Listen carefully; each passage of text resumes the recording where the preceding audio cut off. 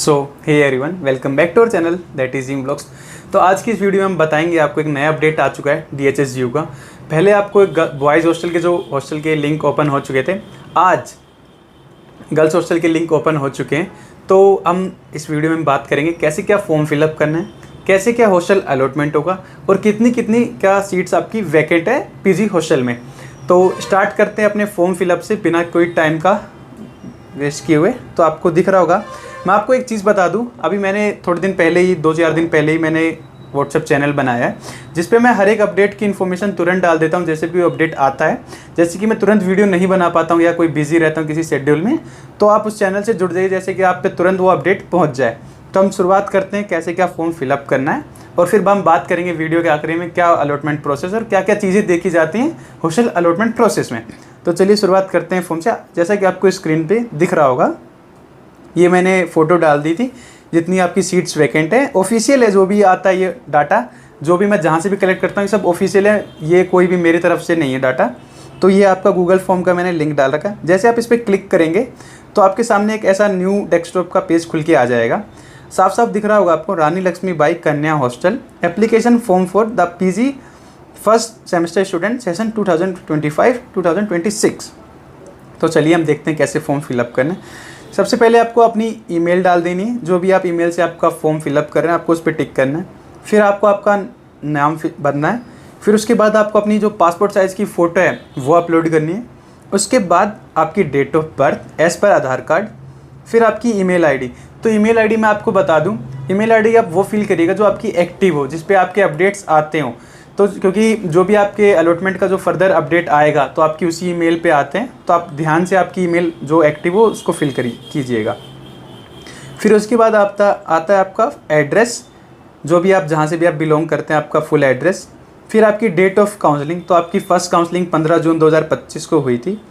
फिर आता है आपका रजिस्ट्रेशन नंबर, तो आपको एक स्लिप दी गई होगी या आपने फ़ी पेमेंट की होगी तो आपको समर्थ पोर्टल से एक रजिस्ट्रेशन नंबर अलॉट हुआ होगा, वो आपको यहाँ पे फिल कर देना है।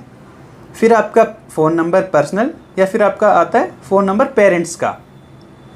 उसके बाद आता है आपका नेम ऑफ होम टाउन, जहाँ से भी आप बिलोंग करते हैं, जहाँ आपका होम टाउन है उसका नाम। फिर आता है सबसे मेन चीज़ जो कि डिस्टेंस है, जो कि आपका हॉस्टल अलॉटमेंट प्रोसेस में पूरा मतलब मेजर रोल प्ले करता है।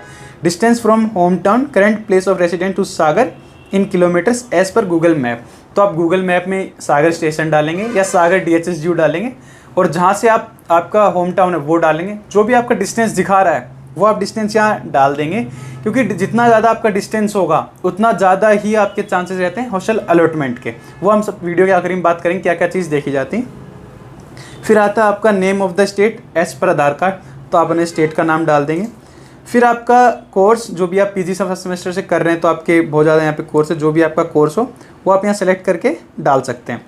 फिर आता है आपका कैटेगरी, तो आप यहाँ कैटेगरी डाल देंगे और फिर उसके बाद आपकी जो भी कैटेगरी हो उसका आप कास्ट सर्टिफिकेट अपलोड करेंगे। ये सब अपलोड करने के बाद आपका फिर आता है आधार कार्ड, बोथ साइड को आपको आधार कार्ड की PDF बना के वो अपलोड कर देना है। ध्यान रखें आप ये सब डॉक्यूमेंट्स अच्छे से प्रॉपर, कोई भी चीज़ मिस्टेक ना करें कैटेगरी नेम वगैरह में। फिर आता है आपका whether you are physically challenge, तो अगर आप हैं तो आप यस करें और नहीं है तो आप नो। अगर आप हैं तो उसका आप सर्टिफिकेट अपलोड करें।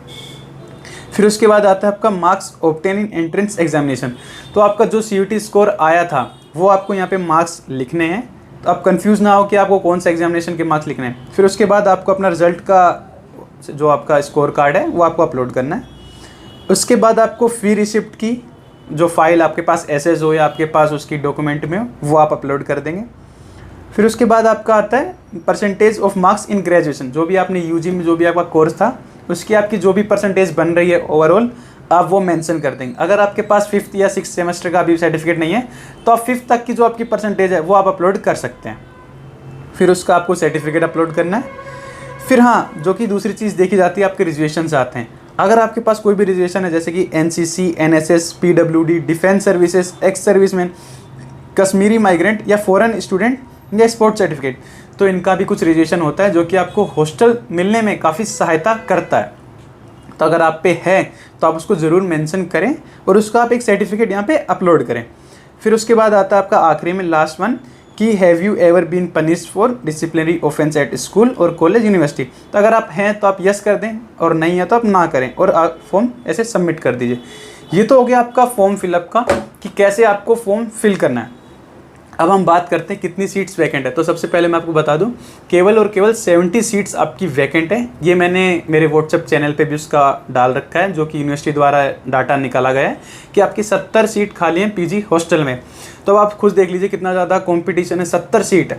ये तो कोर्स की तो बात छोड़िए, हॉस्टल में भी कंपटीशन है कि केवल 70 सीट और कितने ज़्यादा पीजी कोर्सेज हैं और कितने ज़्यादा बच्चों ने भी काउंसलिंग कराई होगी, क्योंकि एक सपना सबका ही रहता है कि हमें भी हॉस्टल मिल जाए, हमें भी मिल जाए। क्योंकि हॉस्टल में काफ़ी केवल 200 रुपये में जो आपका हॉस्टल चार्ज है वो केवल 200 रुपये रहता है। बाकी हमने एक डेडिकेटेड वीडियो बना रखी है रानी लक्ष्मीबाई हॉस्टल के ऊपर, तो आप उसमें जाके दे सकते हैं। बेल आइकन पे आपको दिख रहा होगा और बाकी हम डिस्क्रिप्शन में भी इसका लिंक मेंशन कर देंगे। ये तो हो गया आपकी वैकेंट सीट कि आपकी 70 सीट खाली हैं। फिर हम बात करें कि क्या क्या चीज़ें देखी जाती हैं आपकी हॉस्टल अलॉटमेंट प्रोसेस में।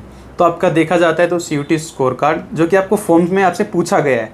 फिर आपका आता है डिस्टेंस, क्योंकि डिस्टेंस एक सबसे मेजर तो डिस्टेंस ही है, जितना ज़्यादा आपका डिस्टेंस उतने ज़्यादा चांसेस। फिर आती है आपकी कैटेगरी, फिर आते हैं आपके रिजर्वेशन कि आप कौन से रिजर्वेशन में फॉल कर रहे हैं। तो रिजर्वेशन का भी कुछ कोटा होता है, उसके हिसाब से वो हॉस्टल अलॉट करते हैं। और बाकी मैंने गर्ल्स हॉस्टल की अलॉटमेंट प्रोसेस की एक डेडिकेटेड वीडियो बना रखी, जिसमें मैंने बता रखा है मेस चार्जेस वगैरह, मैंने सब कुछ इंक्लूड कर रखा है, तो आप वहाँ से भी देख सकते हैं। बाकी आप हमारे व्हाट्सएप चैनल पे जुड़ सकते हैं। अगर आपको कोई भी दिक्कत अब भी आ रही है तो आप मुझे कमेंट सेक्शन में बता सकते हैं, हम उसको बाकी फर्दर उस पर रिसर्च करके आपको रिप्लाई करेंगे। Thank you.